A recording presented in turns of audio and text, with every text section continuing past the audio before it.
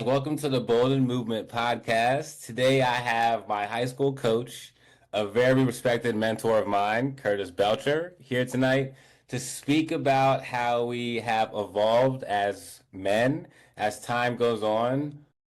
He is a coach of mine that I had when I was just a teenager. So now coming into manhood, we talk about the things I may not have understood back then that I go back to now and I use in my adult life.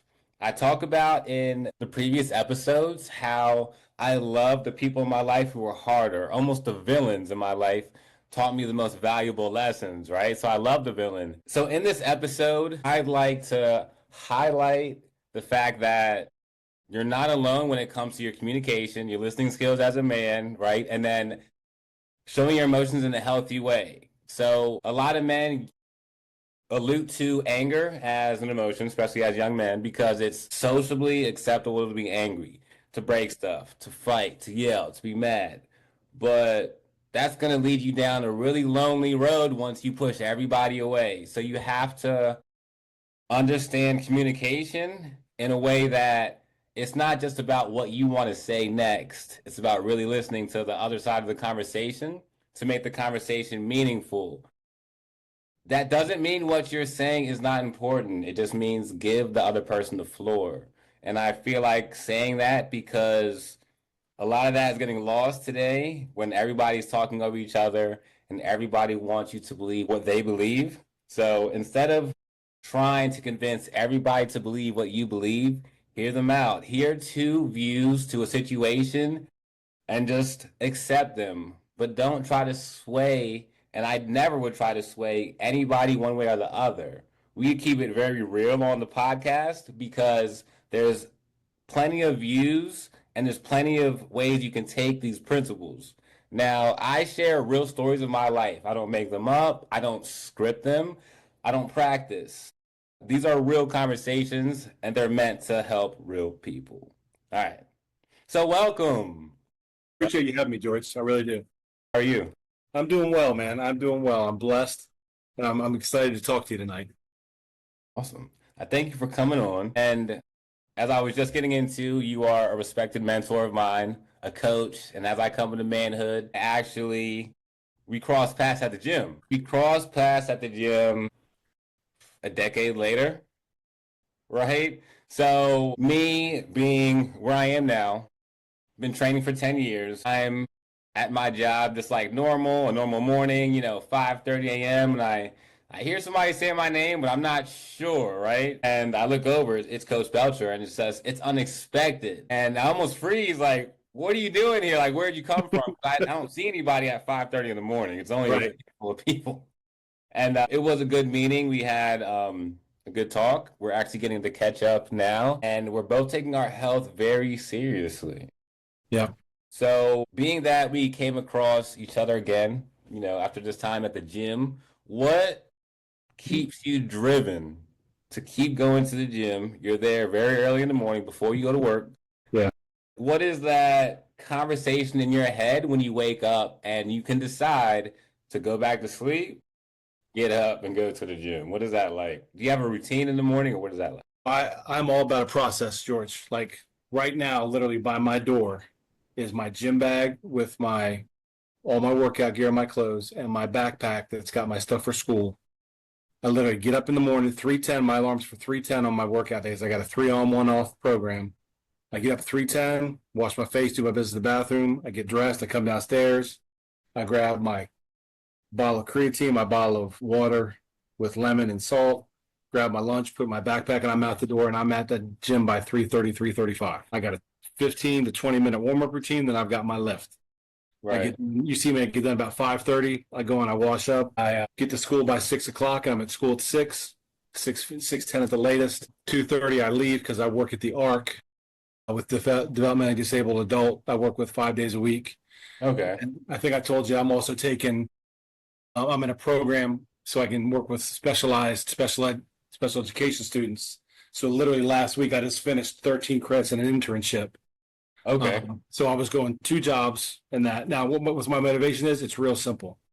I'm going to be married 30 years this coming August. And Congratulations. I appreciate that. You should thank her. She had the hard part. I want to be able to do whatever needs to be done to have a fruitful life with my wife, Kim, for the next 30, 40 years. I want to be able to move. And to give you background, I'm the youngest of five. I have three brothers, and I'm the smallest by a lot.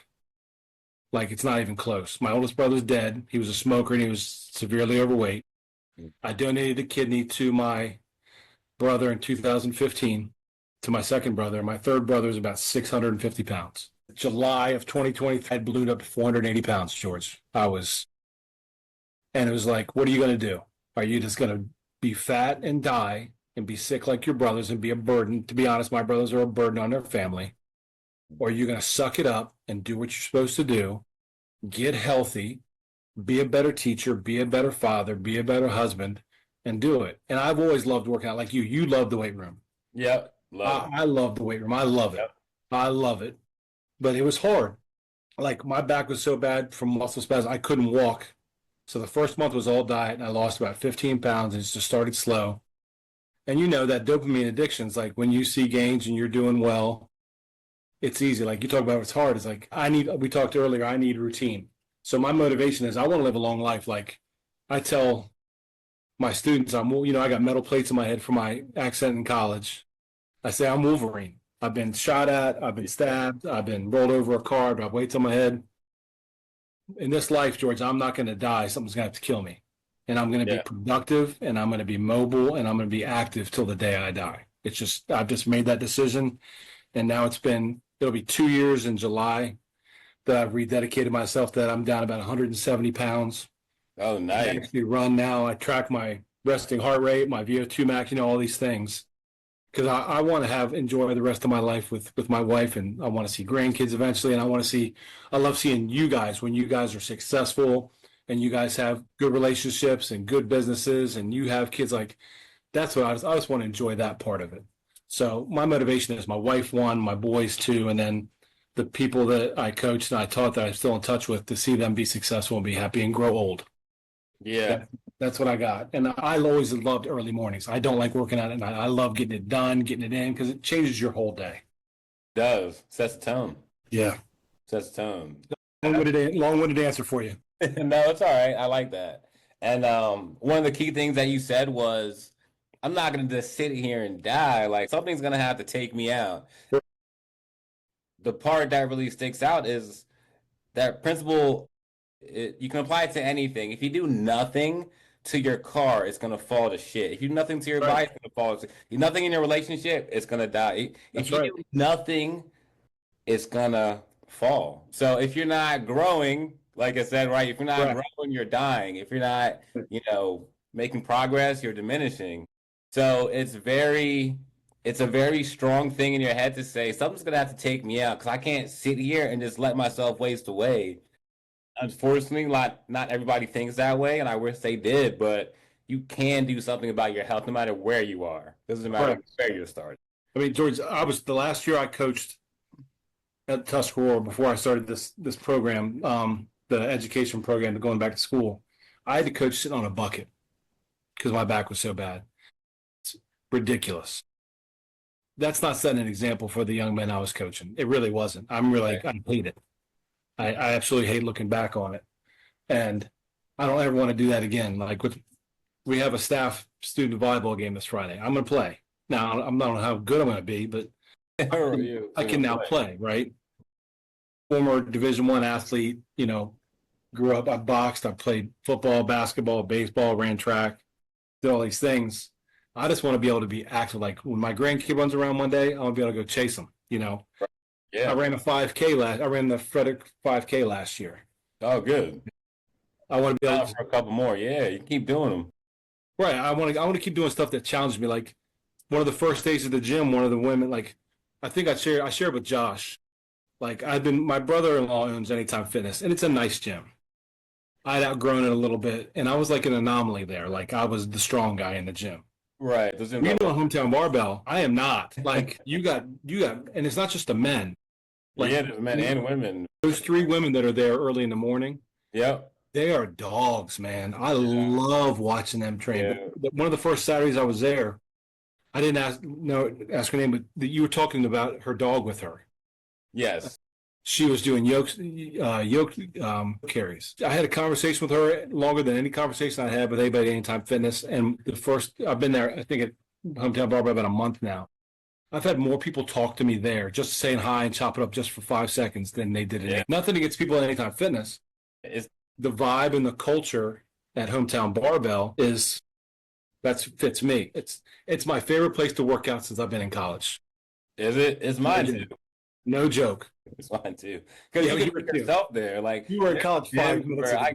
yeah, there's gyms where I've gotten emails from the manager, like, put your shirt on, this and that. Yeah, When I was at Anytime Fitness working out like 1 a.m., nobody's there, but I still get an email how I'm gonna, I can't do right. this, I'm gonna get kicked out. But at Yeah, Hometown, it's like Josh, the owner, he's like, you can do a backflip on the turf. Like, doesn't matter. I want you to grow as a business owner. right. That's why I'm doing it. So when I first started training 10 years ago, there was no such thing as training inside of a gym Right. and running your own business. You either work for us or we're going to scope you out and we're going to give you a cease and desist for Yeah. training in our gym. Right. So this wasn't even a vision, when I first started. But going from that first job at Gold's Gym Mm. in 2015 to the assistant fitness director over there at One Life by the Wegmans and Right. selling training and having to really talk and interview people and then sell for somebody else is very different. Like Right. selling yourself is one thing. You can talk about yourself all day. Most people can. But Right. when you have 20 trainers on a wall and you're looking and you're telling somebody, I think that's your fit, Right. that's a different type of, right? You have to humble yourself because people want to be like, nah, I'll take care of it. I'll train you. I'll just do it. But when you have to actually learn to delegate, it taught me how some things I would need to know in business, were going to come into play. Interviewing skills went up and also my customer service, right? And that's a lost art. That's the people talk about soft skills. Being able to talk to people in an interview and then extrapolate from the interview what are their strengths, what are their weaknesses, do they fit the culture here? That's a skill that's not common anymore because we've lost the art of discussion and not just discussion like you hit on earlier. We don't talk to listen to understand anymore. We listen to reply. Right. And when you understand, when you listen to understand and you listen to their point of view, what they're saying, they're going to tell you everything you need to know. They Yeah. literally will tell you everything you need to know. And right away, if you start interviewing for long enough, you'll know within 3 minutes they're a fit. I don't care what their certifications are, they're a fit. Or you know what? They may have in your business, they may have a CSCS. Cool. They're not a people person. Not Right. you know what I mean? They're not a Right. communicator. They're just not a fit.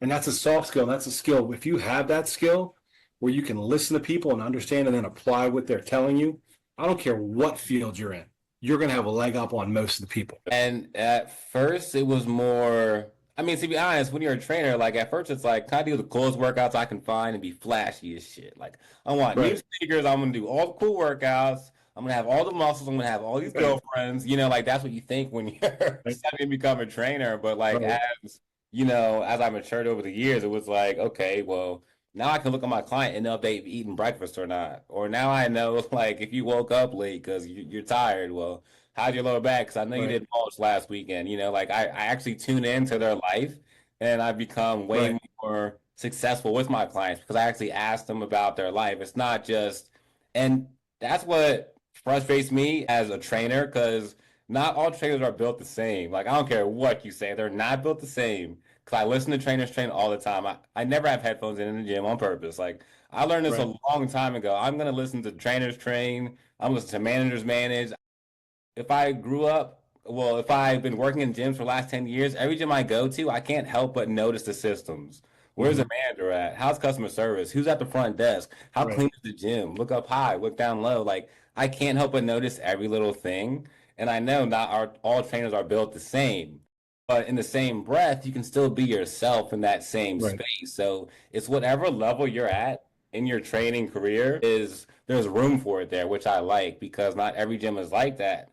Some corporate gyms, they're going to push you to either, go this way or we can't have you work here anymore. Like you have to get more hours this way or more education that way. You can't be here. But when it's your business, you can decide, oh, I'm going to try to do this workshop here in Ohio, or I'm Right. going to go to Florida and do this. Like you have the capacity to do stuff like that. Right. But it's scary for a lot of people to take those leaps because it's not like in 2 weeks my check's gonna hit my account automatic. Right. I got to make sure everything goes through and everybody is happy too. It's not just all the money that I make has a face to it. And that's what I try to explain to people, like I'm not a coach, these are real people and I take that into account. So when I work with my clients, I really tune in to what I'm doing with that client. And that has helped me become more successful with the quality of clients that I attract. Because when I was more loose and I didn't ask many questions, you have lower quality clients, which gives you lower quality success. You tune in and you really know your clients, and it's a stressful Monday. All right, we're gonna have a stretching day on Monday because you have like 6 back-to-back meetings today. I'm Right. not gonna make it worse. I'm gonna keep you mobile. You'll be in your chair all day. Right. But 10 years ago, I'm gonna be like, no, we're gonna squat, bench, and clean. And then you're gonna get out of here and you're gonna sweat all the way home. Right. You're gonna be sore for 3 days. But knowing what is sustainable has helped me become more successful. Big part of what keeps me going is the little wins. When that client loses those 10 pounds, or Right. when that aunt makes that comment of how they're looking better, or when they can get pregnant now because they have lost the weight, Right. whatever it is for them, I find actual joy in that. Like, and I don't have to pretend like I'm happy when they're successful. Like, I had a client deadlifting, and I was like, I know you can do this. She's like, no, it's too heavy. I can't. I'm Right. like, you can. And she did it. And she did it a couple of times, and I fell out on the floor. I fell all the way out. I said, "See, look, you did it. You did it. Like you did it. Like you can do it." And to even talk to adults older than me and to challenge them and to show them that they can do more than they're giving themselves credit for is powerful to me, and it gives me fulfillment even at my age. If it's a 40 or 50-year-old woman or man and they have a little win, let's celebrate it. You know, adults don't get to celebrate really much, as time No, goes on. People stop calling you on your birthday. People have their own lives as you get older. So if I can celebrate some wins at the gym, I'm gonna give you that because that's why I like to start early in the morning. I'm not an evening trainer right. because the attention I get in the evening is not the attention I get in the morning. The morning people that are tuned in, that have that schedule, that are there at the same time every day, those have been my most successful people. Not to say you have to be a morning person, but I find morning people to be some of the sharpest people I've ever met. They're routine and process based, and everything you're talking about is being a trainer. To me, you have to have some obviously content knowledge, right? And a Right. lot of trainers get their crap off the internet, right? Right. But it's really a hard thing because yeah, you're selling yourself, and you have to build that honest relationship and also hold them to a standard, but then pump them up and then Yeah. tell them, you know what, you can do better.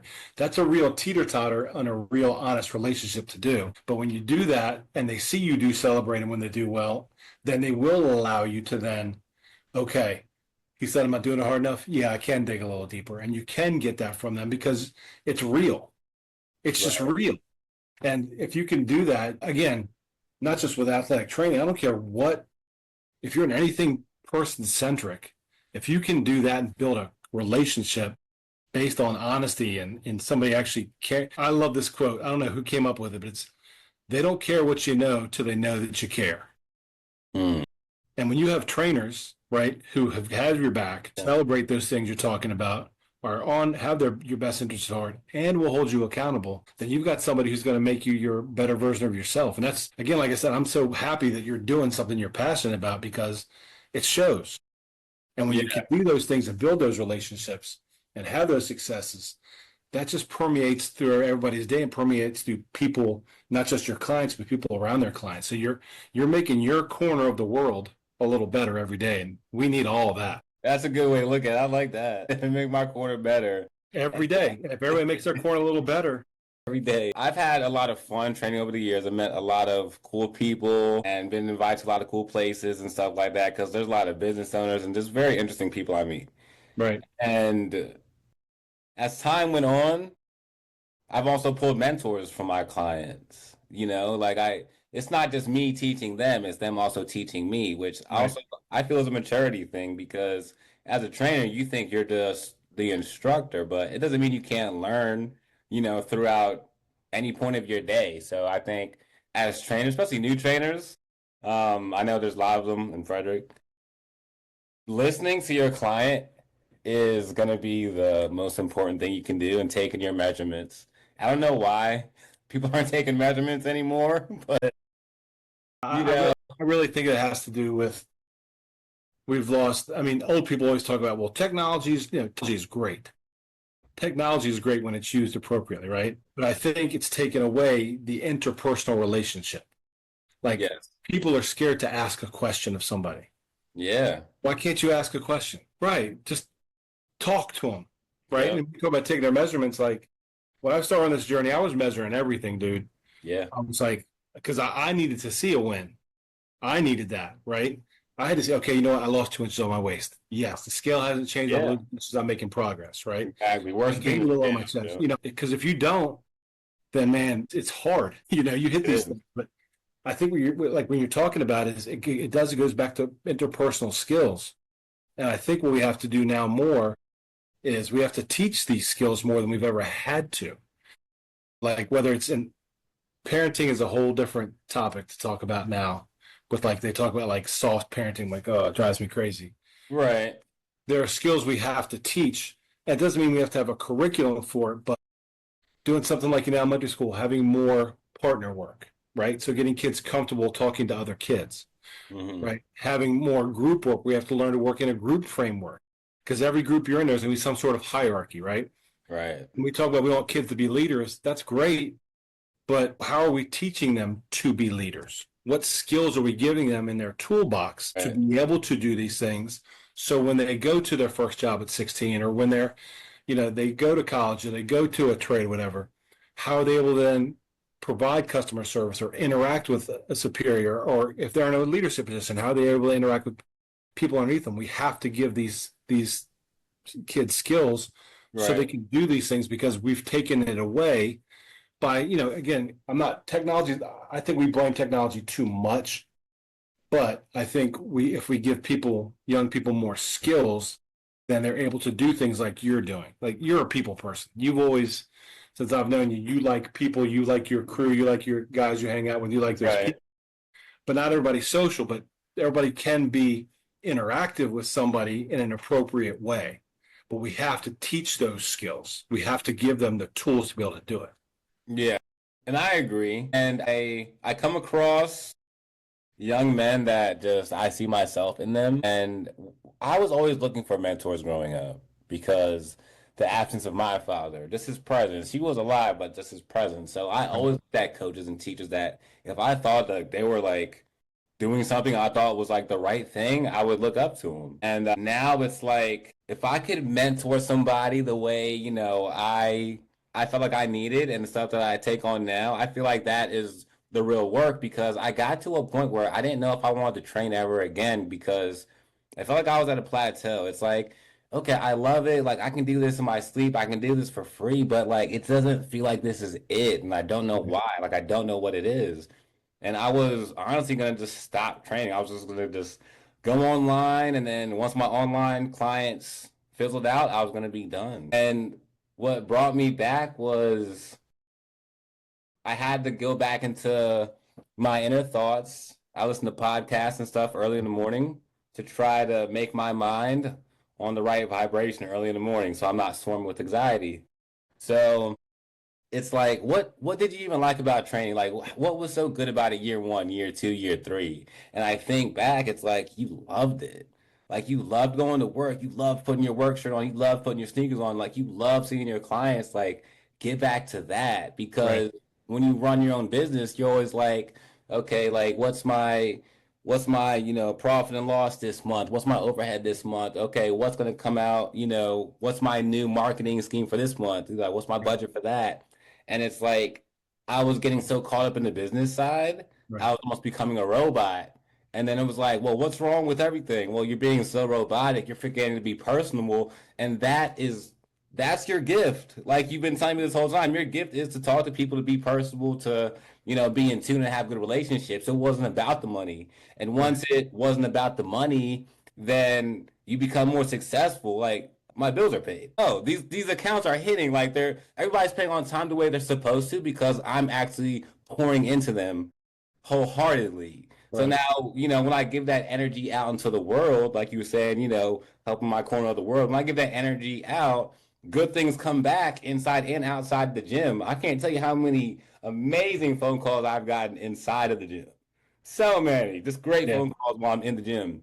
And it's like, I really believe that's my sanctuary. Like that's where I level up. That's where I get my energy from when I'm in the Yeah. gym. you know, like football players, they'll walk the field like before the game and smell the grass. I smell the gym. I want to walk Right. the gym with nobody in it. I want to see Right. everything, touch it, see how the weights clink. I want to see everything in the gym without anybody being in there. And then in my mind, I imagine all the things I want to do, whether it's just me or with a client or it's a boxing thing or it's weightlifting or it's a Right. this video, and I really envision it. So once I took the materialistic money thing out of it and I focused on better relationships, that's when that passion came back out, that light came back out, and I went back in, to the gym with that different attitude. And I mean, that helped me a lot because I don't know what I would have done if I didn't train. I don't know where I go from there, but it was a point where I really had to sit and think, like, turn the TV off, turn the screens off, turn everything off, and sit with what it is that you're fighting with. And I'm fighting myself, Well, so I'll give you something on a very similar note. So in 2018, I got a job offer to go be a director of operations for a private security company. So when I was in college, I was worked at a bar called Hammer Jackson. The owner really liked me and he helped me get my concealed carry permit. And the reason he did that was we had a lot of big national music acts that came in and they wanted to have armed guards take them around, right? right, So he trusted me and he was really good to me. So I did that, helped me make some extra money. Well, I got in with one of the music companies and I went on a national tour with an old rock band. It was still big today, and I hated it. I didn't like it. It wasn't my yeah, thing. yeah, But I did concerts for a while. I still did private security for a while. So I went at 18 and I got hired and I was in charge of between like 200 and 300 people, depending on how many contracts we had. And it was about $5 to $6 million worth of contracts I was in charge of. right, So I was literally working, George, no joke, 100 plus hours a week, not even yeah, close. 7 days a week, I'm working 100 plus hours. I would have to go cover some shifts in different places if stuff wasn't covered. But I was making literally 3.5 times the amount of money I was making in the school system.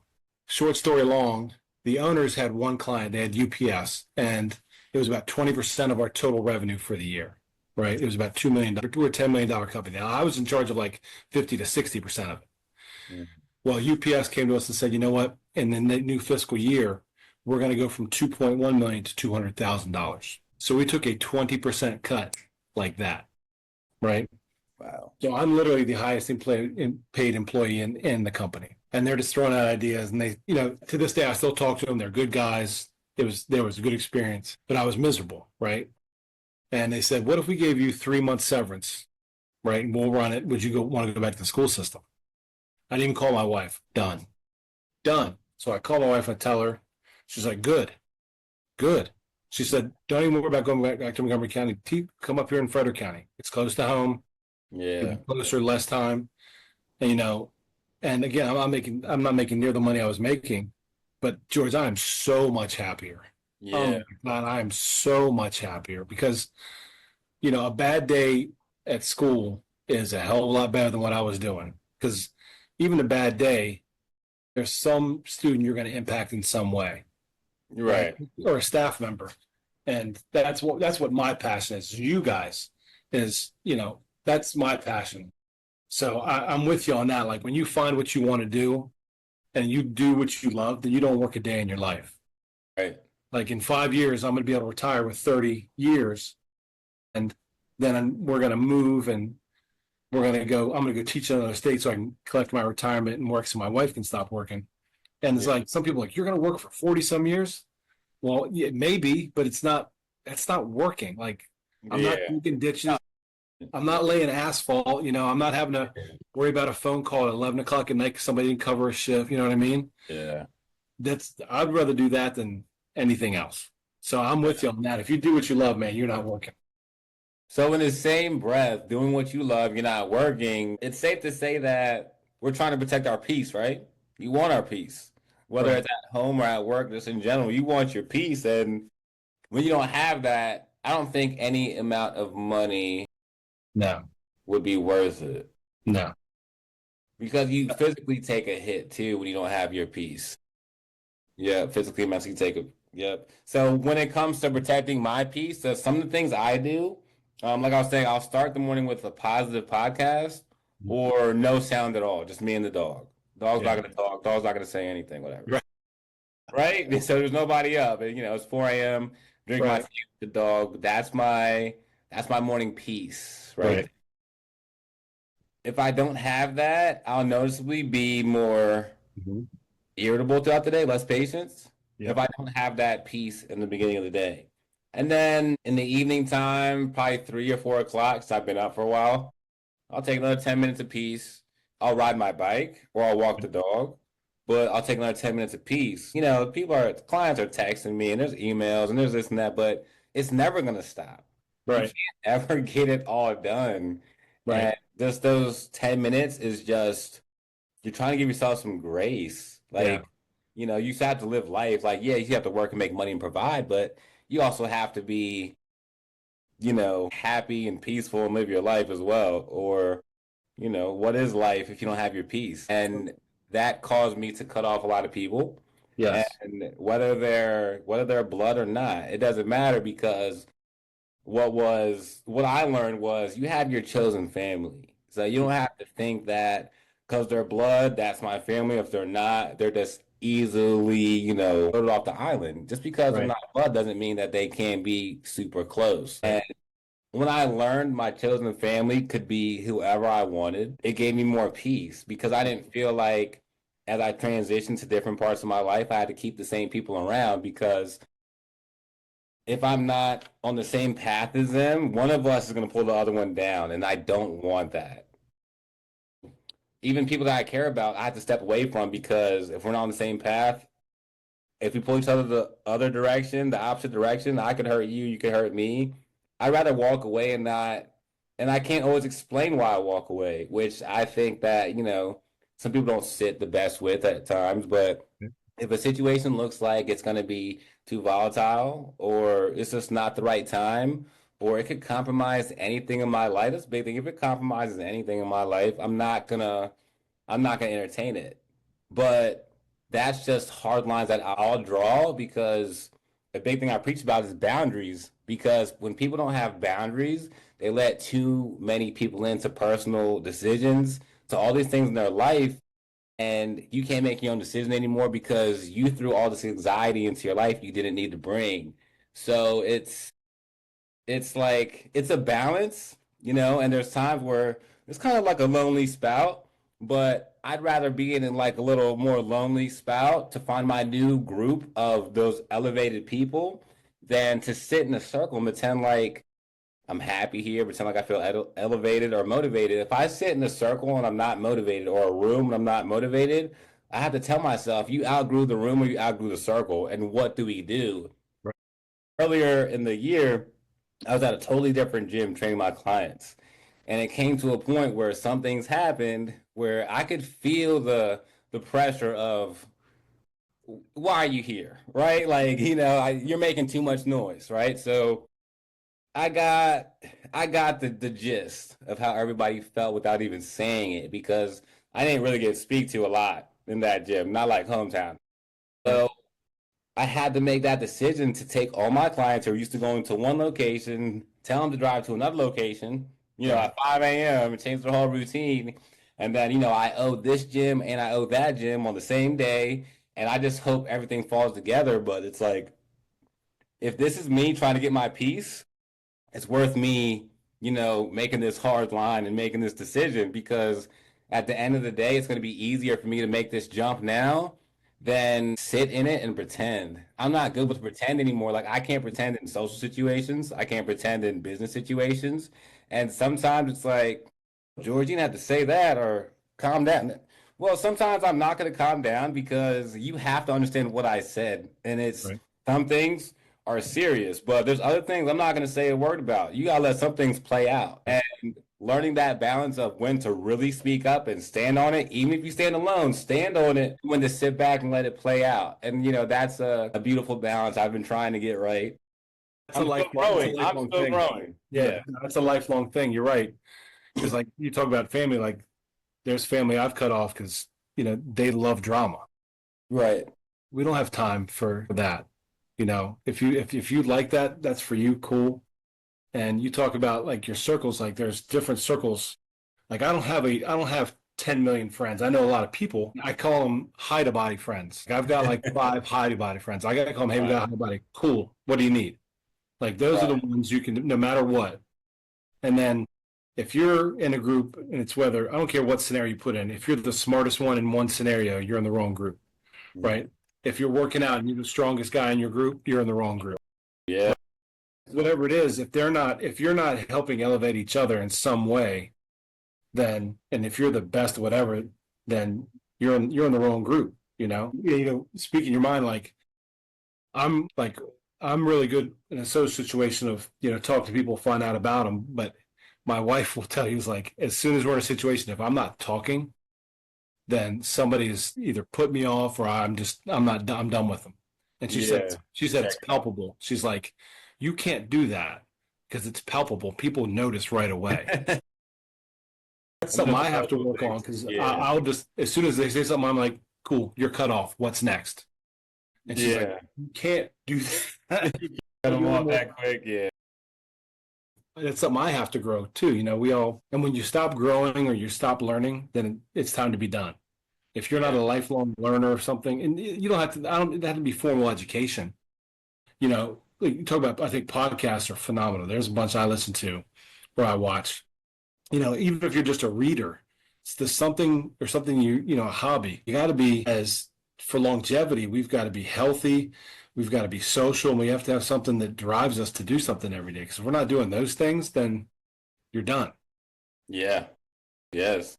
I think it's to that point where it's almost that simple. So do you set like new goals? Do you set goals in general? Oh yeah, absolutely. I'll set like, so me finishing these college things was a big thing.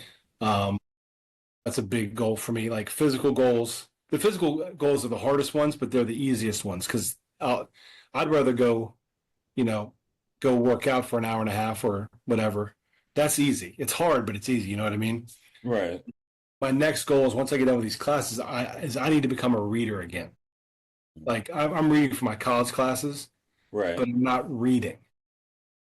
I have a set routine. Like you have a set routine in the morning. Like once I get done at the gym, I get to school. Once I get to school, I'm like I said, there by 6. I take 15 minutes to eat, and I read through all these different news sites so I can get different sides of stuff. I don't want to hit one. Right. Don't just read one. Okay. Right. And I take 15 minutes for that. Right. But I need to just read more on different things, like just topics that interest me in books. So that's a goal I need to do for myself.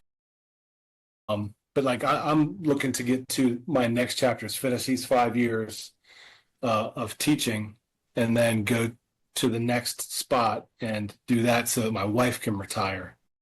And that's going to be a big goal for me too, because I want her to be able to enjoy her time and then just find something she wants to do. I mean, she's been a preschool teacher for 27 years. Okay. Working with 18-month-old to 2-year-olds. Think about that for 27 years. That's a lot. That's a lot. That's a lot. That's the patience right there. And she loves it. Yeah. But she could just find something where she could just do it part, that's a goal of mine that she can do. I mean, we're not going to be rich, but we're not going to have Coach Swink money. We're not going to. But we'll be able to find a beach house. They're picking out beach houses. Yeah. If you ever want somebody on a podcast that's real and is a phenomenal speaker, is his wife. Really?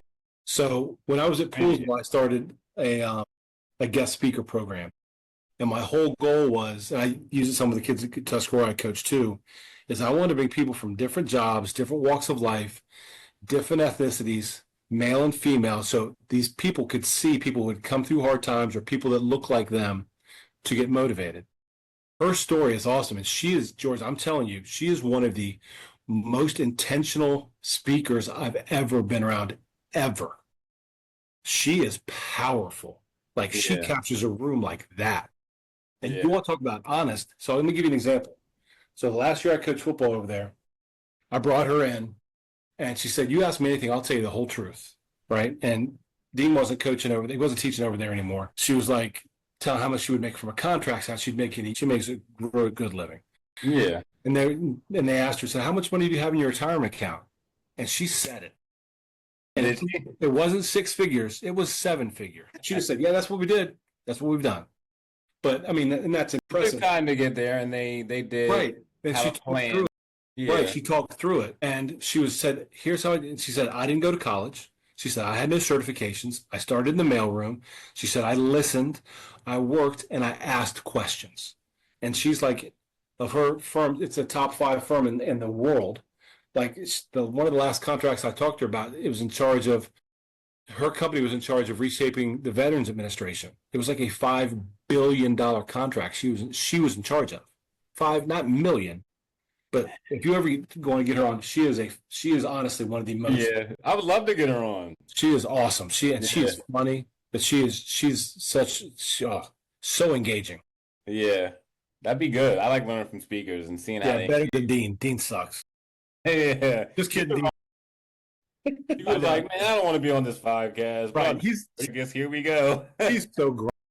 He's born grumpy. All right, so the next part, and what still is apparent today is we talked about before we started this glass ceiling, right? Right. So a glass ceiling for me may look different than a glass ceiling for you. Correct. What I mean by that is the doors that we have to walk through to get to different levels, right? Right. So the doors that I walk through may be more superficial, judgmental, before I even get to the door, Right. maybe than you may be, right? Right. So, right, just to be honest. So the ceilings that we go through may be different, but that doesn't mean that we have to compare them or make you feel bad about one or the other. We know that everybody has these glass ceilings. So rather than saying, I still deal with this and I still deal with that, we can be more collective, especially as men, and having that brotherhood back to say, this is how we properly, conduct ourselves as men, because we have these tough situations that are going to arise. And there are these fight or flight responses where you can get in trouble very quick. If nobody's telling you this, you can fly off the rails very easily. When we talk about these glass ceilings, they can be frustrating and it could cause you to be in a state of kind of tension, and it's like a manic state because it's like you've been poked. Okay, so all right, I've been pulled over. He's asking me whose car it is. Okay, so it's my car. Do you have insurance? Yeah, here's the insurance, right? And all right, whatever. It's just everyday stuff. Walk to the pet store, and I have a Rottweiler. Everybody's like, oh, yeah, why is he in here with that dog? I'm like, yeah. And I've had a Rottie too, just so you know. I've had one too. Yes, I'm like, all right, here we go. And then, I flew to Vegas for my birthday because we were going to the Hell's Kitchen restaurant and Guy Fieri's restaurant and Ryan Roller Coaster, because I don't gamble. Like, I don't even know how to gamble. I don't even know what to do. So when we're leaving that final day, in Vegas, we stopped to eat at this restaurant, and the waitress won't look at me, and I'm with my girlfriend who is white, and she's never felt this before. Like she's never seen this in real time. And I bring it up because people think like, oh, like people were so racist in the 50s. Like that's over. Like it's not over because this is 3 months ago. I'm at the airport leaving Nevada, and the waiter won't look at me. And when we're done eating, she doesn't come to our table and gives us a check. She goes to the table next to us and gives them their check and lets them leave. And they got there after us. So I'm like, oh gosh, something's wrong, And now I have to deal with this on vacation, So our waiter doesn't come back, and we have to pay for our food because we have to go on the plane. So I can't play this game. So I have to get up and go to the bartender and ask where my waiter is. And it's just like, and my girlfriend feels terrible because she knows what's going on. Right. And she's like, oh, I'm sorry. Like, I'll go get your waiter. I don't know what happened. And she still doesn't come out. And we're just waiting. And our waiter comes out. She doesn't apologize. She just comes out. gives a check to my girlfriend, and just walks off. And it's just like, yep, that's what modern day racism looks like, and that's what it feels like. And the thing is, and where I messed up, and I'll never be able to forgive myself for it, is I didn't fly off the rails. I didn't do anything crazy, just casually asked. But the one thing I didn't do, and I just, it bothers me to this day, is I did not tip that lady. And that's exactly what she wanted.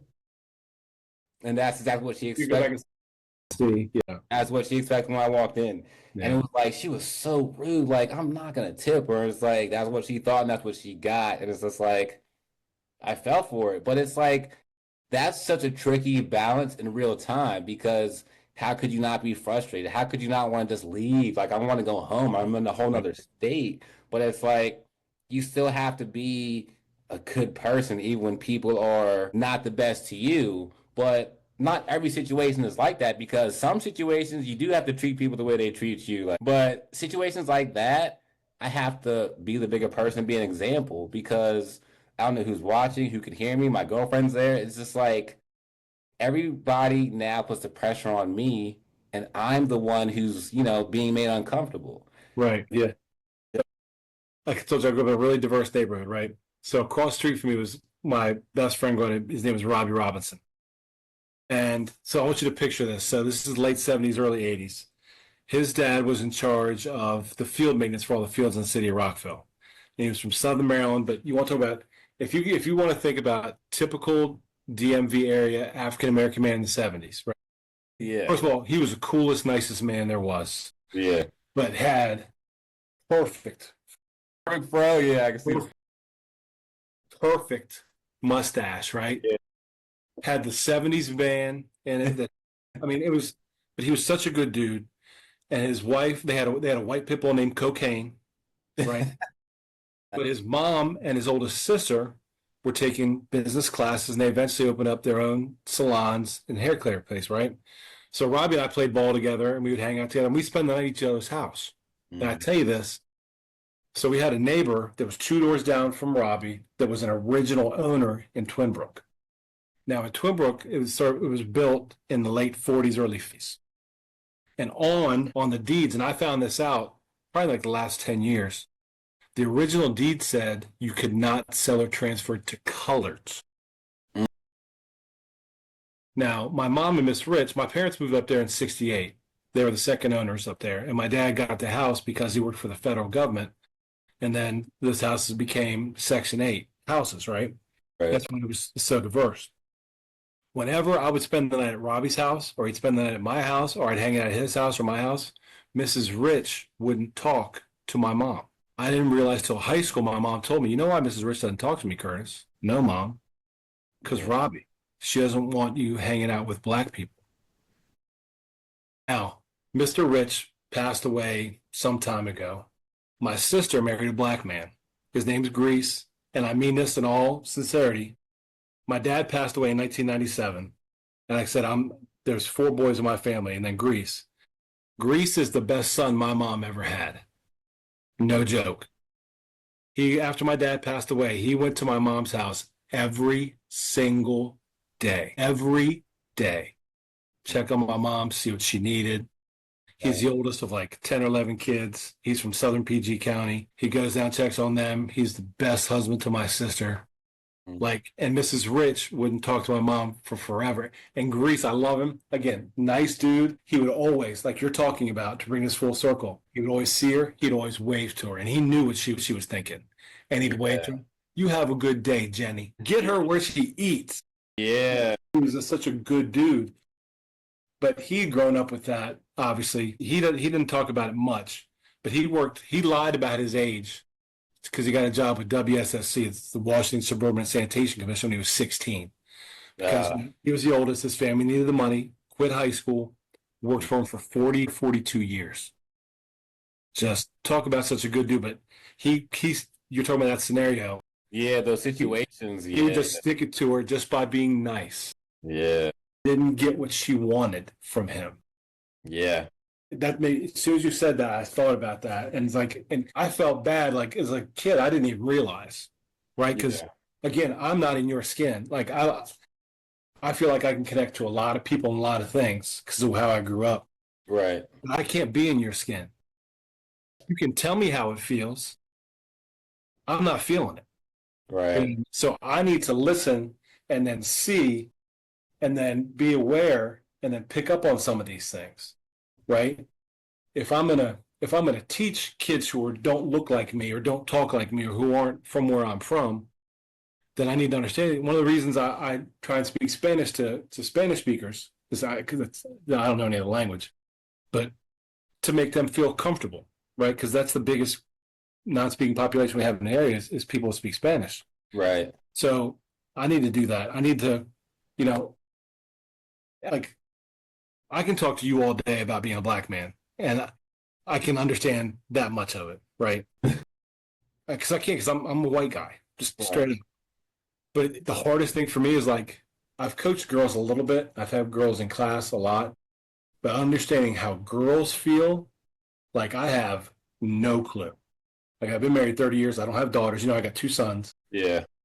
I have my niece who's now 35, and my great niece who just turned 13. And like girls, like I need experience with that because now I've got a 13-year-old. Her grandfather was my oldest brother. He's been passed away since she was 3. So it's like kind of like my grandparent training, but it's like I don't understand girls at all. Yeah. Like even a A little whole bit. different wave. But like what you're talking about is like I don't understand what it's like for a Middle Eastern kid to come into a school like Brunswick, right? Because listen to this stat: Brunswick, of the 10 high schools, Brunswick is the 4th most diverse high school in Frederick County. Think about But then it used to be. Right. But just think of that statement: Brunswick's diverse. Do those two things? Yeah. No, they don't jibe, right? Yeah. But now it's like 33 or 34% minority.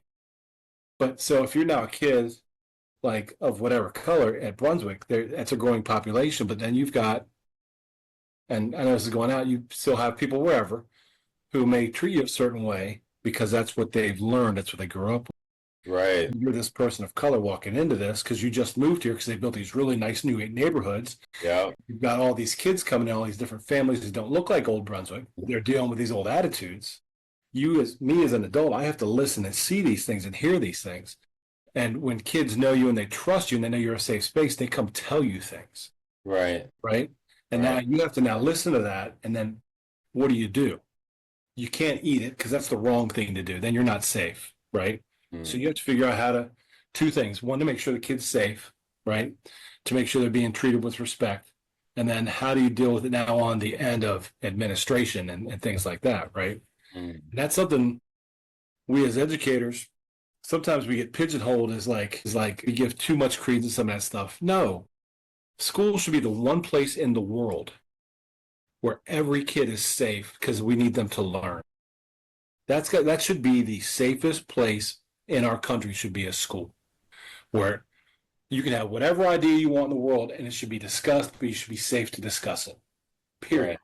Because you don't know, dude, you don't know what you're going to be when you're 12. You don't know what you're going to be when you're 17 or 18. You don't know what your ideals are going to be because they're still, I'm 53. I'm still shaping some ideals in my head. Kids need to feel safe in whatever space they're in schools. And people can take that statement for whatever it's worth. And the reason they need to feel that safe is they need to discover themselves, but they need to be comfortable to learn. Because you're not comfortable to learn, you're going to not learn as much or learn as well. And from a very selfish standpoint, I need George Bolden to learn really well so that he can go out and be productive in society. So my old ass gets Social Security. Yeah, right.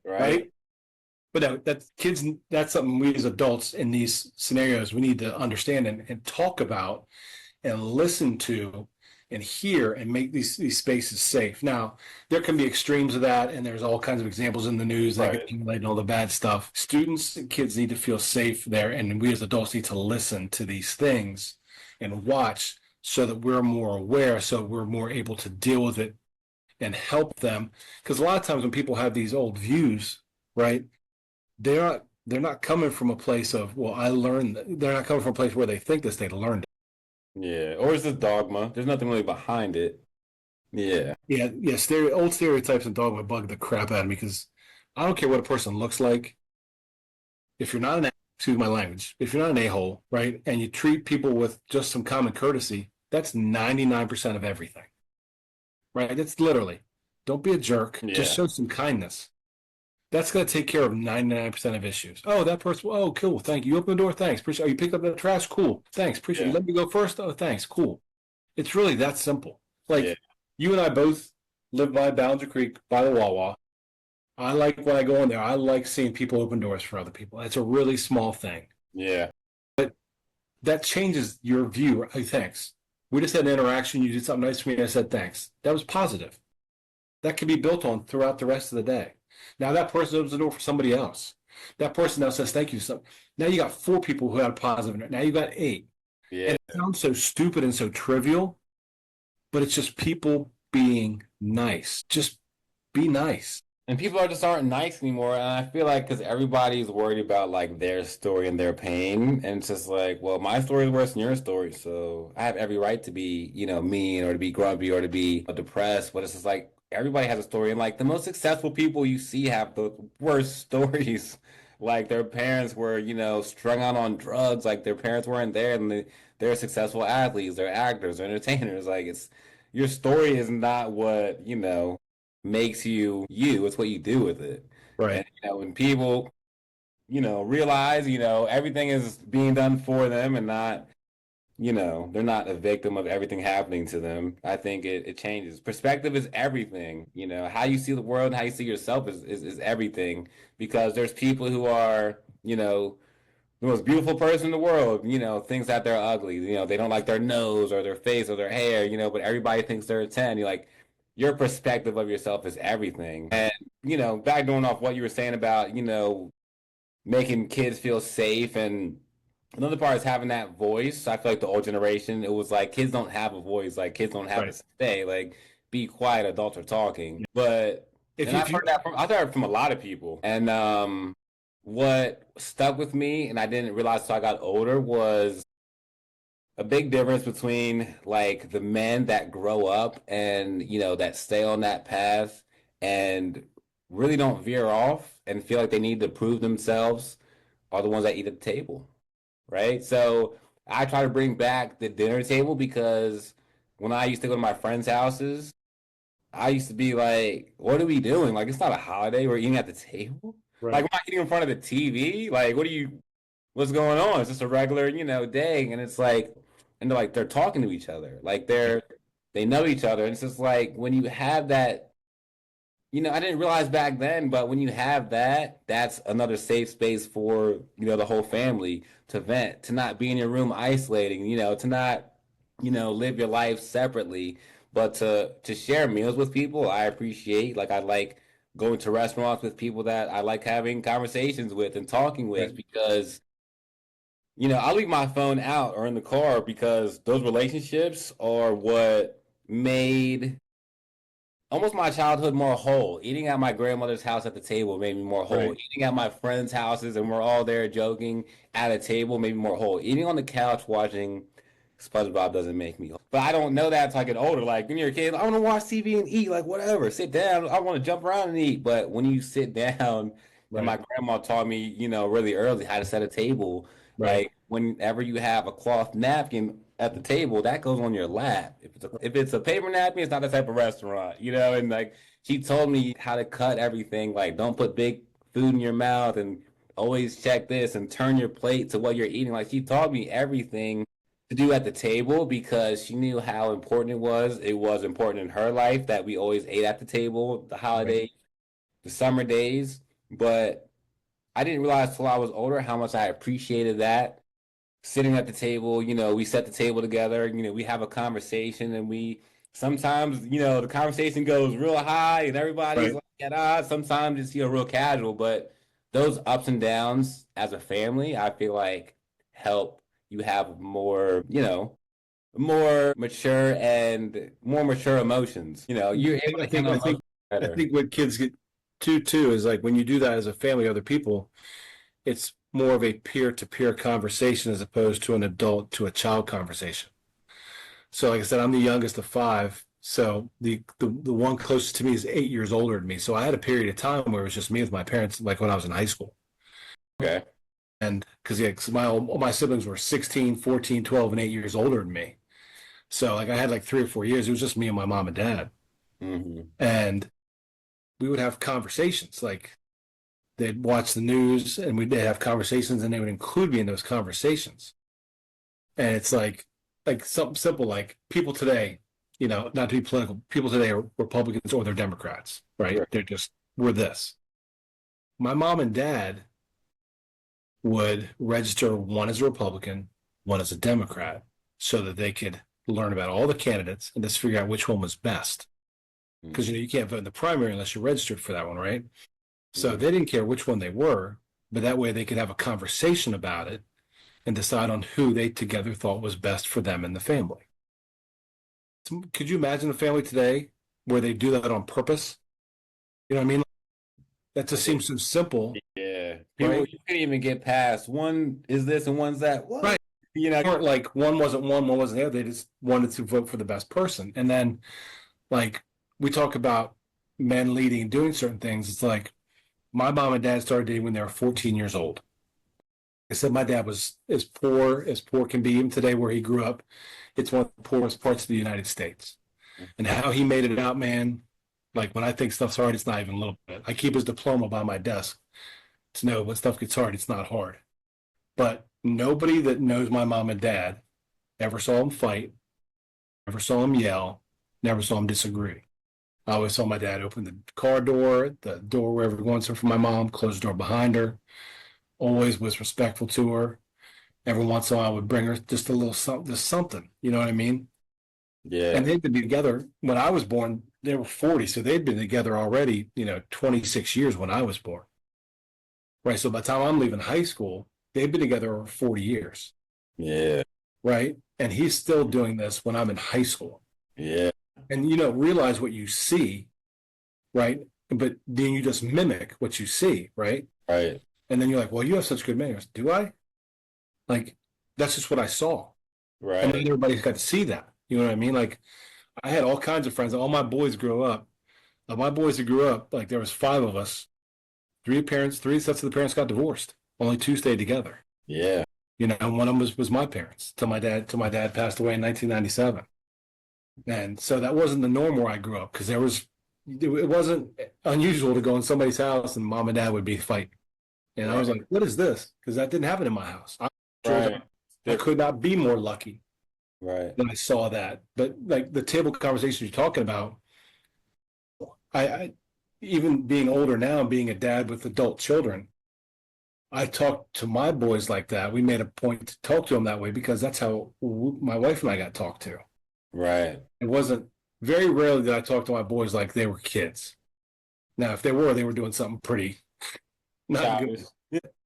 And I honestly believe I talked to both of them today the same way they did when they were 8.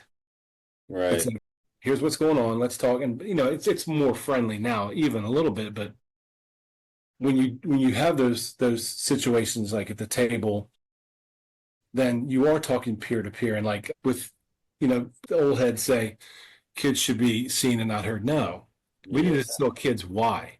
Kids want to know why, because they have more access to information than we've ever had. So they're asking questions because they have access to information, and whether it's what we're saying or not. Well, why are you saying this? This is why I'm saying this. Oh, okay.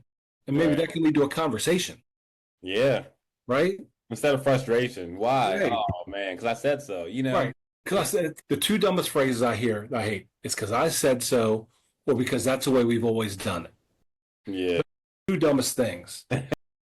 Just because you always done it that way doesn't mean it's the best way or it's most conducive, right? And because I said so, no.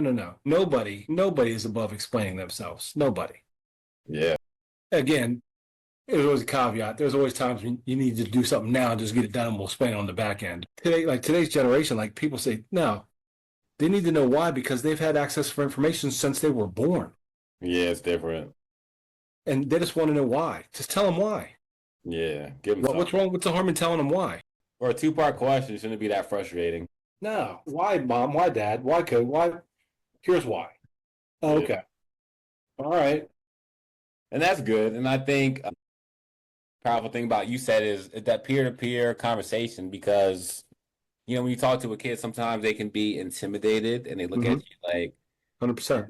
They're in trouble even when they're not in trouble. They just feel it. They feel that emotion like, But at the table, I feel like it does give them more free to talk, or, watching TV and including conversation, they feel free to talk because you're not standing over them. You're Right. not scolding them about it. You're actually asking how they think. And I think that the hearts of everybody could be a little bit better.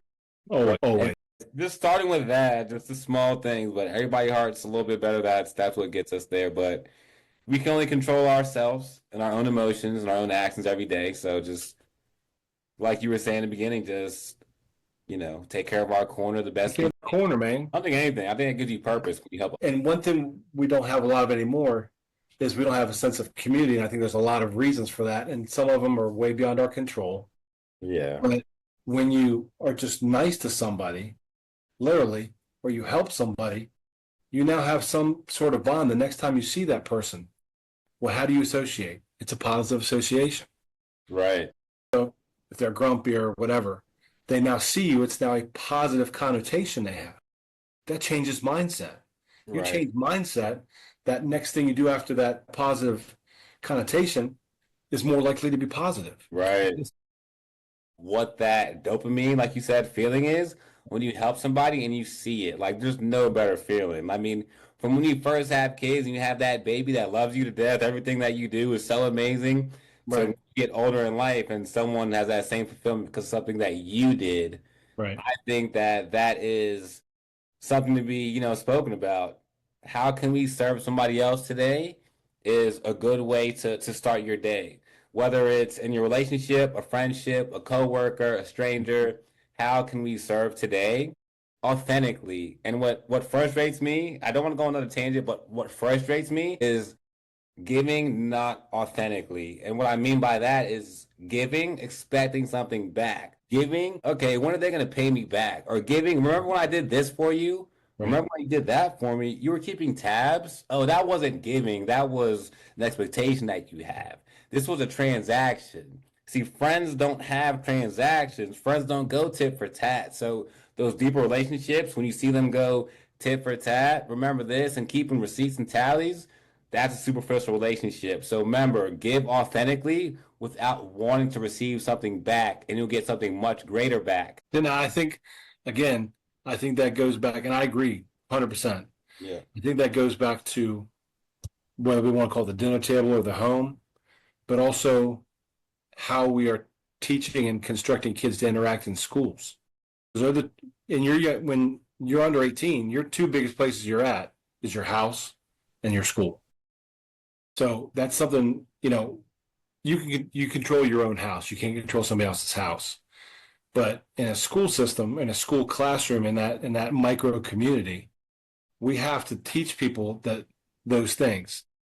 How you teach somebody else so they can see with your elbow partner when you're peer to peer, you just help them. And then they get that feeling, hey, I helped somebody, it made that better. And then the feeling you get from helping them, that's the reward. Seeing them achieve, that's the reward. Not, oh, now you get a star for that. No. We don't want to give you the star for that because now we just taught you to do something good to get something. It is. We have to doing the right thing is what the reward is just doing the right thing. Right. And you don't get something tangible for that. You're doing the right thing because it makes, if they're better and they're doing better, then we do better. Yes. And that's the bigger picture of it. That's the bigger picture of it. That's why, like we go back to interviewing, we talk about interviewing. I like hiring athletes. Why? Because if they've been coached, they've been criticized, right? They've been made critical. They've seen mistakes and they've learned from them. They were in theater. Like if they were actors, they didn't get every part they went up for. So they've learned how to deal with loss.